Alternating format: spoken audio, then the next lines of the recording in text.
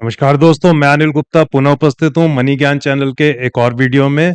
और इस वीडियो में हम बात करने वाले हैं पीई रेशियो की, मतलब कि प्राइस टू अर्निंग रेशियो की। प्राइस टू अर्निंग रेशियो बहुत इंपॉर्टेंट पैरामीटर है किसी भी कंपनी के स्टॉक को एनालाइज करने के लिए। अब ये पी रेशियो जितना ज्यादा मददगार है उतना ज्यादा भ्रामक भी है, कंफ्यूजन भी क्रिएट करता है। ऐसा जरूरी नहीं है कि पी रेशियो अगर कम है तो स्टॉक को खरीद लेना चाहिए, और ऐसा भी जरूरी नहीं है कि पी रेशियो अगर बहुत ज्यादा है तो वो स्टॉक ओवर वैल्यूड है और उसको नहीं खरीदना चाहिए। तो इसमें थोड़ा सा गहराई में उतरने का प्रयास करेंगे इस वीडियो में कि पी रेशो का कैसे आप यूज कर सकते हैं। पी रेशो का मतलब होता है price to earning ratio. Price to earning का मतलब है, इसका फॉर्मूला होता है कि share price divided by earning. तो share price divided by earning से हमें क्या पता चलता है कि शेयर प्राइस कितने मल्टीपल है उस कंपनी के अर्निंग्स से। अर्निंग्स का यहां पे मतलब है ईपीएस, यानी कि अर्निंग पर शेयर। ये एनुअल बेसिस पे कैलकुलेट होती है। और ईपीएस का फॉर्मूला होता है profit after tax divided by number of outstanding equity shares.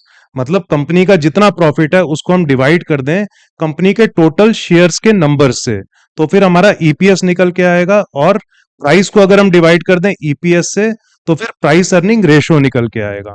तो प्राइस अर्निंग रेशो कुछ सेक्टर्स का बहुत ज्यादा होता है ट्रेडिशनली। नॉर्मली उन सेक्टर्स का प्राइस अर्निंग रेशो सबसे ज्यादा होता है जिनमें सबसे ज्यादा ग्रोथ होती है। परंतु एक और कैटेगरी भी है जहां पर प्राइस अर्निंग रेशो बहुत ज्यादा होता है, और वो कैटेगरी है जिन कंपनीज के ब्रांड बहुत स्ट्रांग होते हैं। मैं दोनों के उदाहरण देता हूं। हाई ग्रोथ कंपनीज का मतलब है जैसे आईटी की कंपनीज हैं, जैसे कि इन्फोसिस या टीसीएस या एचसीएल या टेक महिंद्रा या फिर ओ एफ डबल एस जो है ओरेकल फाइनेंशियल सर्विसेज।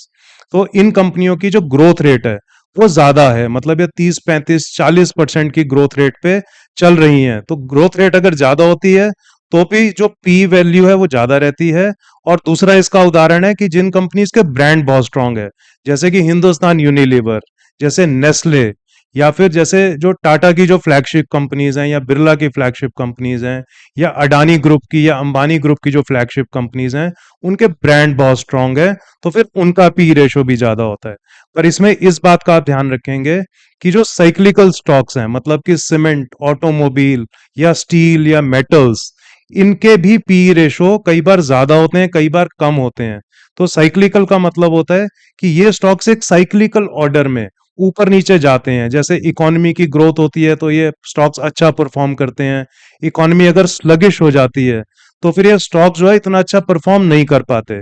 तो इनकी जो पी रेशो होती है वो, इनकी प्राइस अगर ज्यादा होती है तो ज्यादा हो जाती है, प्राइस अगर कम होती है तो कम हो जाती है। तो आप इस ट्रैप में फंसने से बचें कि अगर वो साइक्लिकल स्टॉक है और उसकी पी रेशो कम है तो जरूरी नहीं है कि वो अच्छा बाय हो।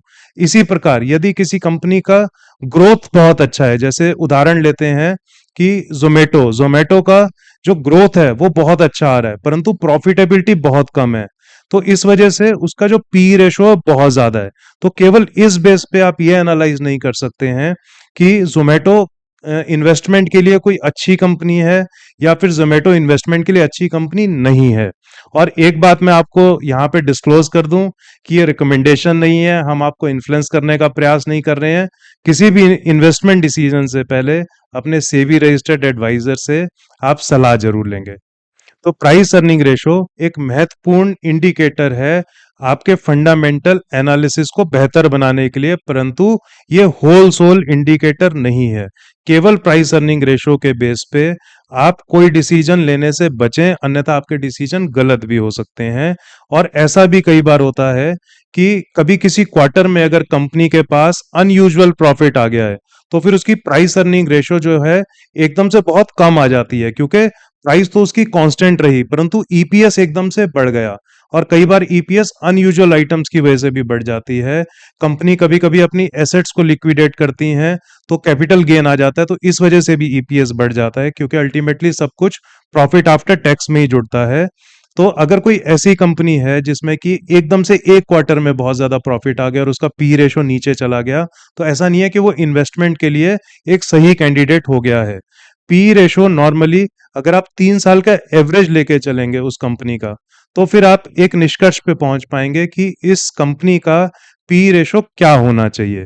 पी रेशो के साथ साथ और बहुत सारे इंडिकेटर हैं, जैसे कि return on capital employed, return on assets, return on equity, growth rate और पेग रेशो। पेग रेशो का मतलब होता है पीई ग्रोथ, मतलब कि price earning and growth ratio.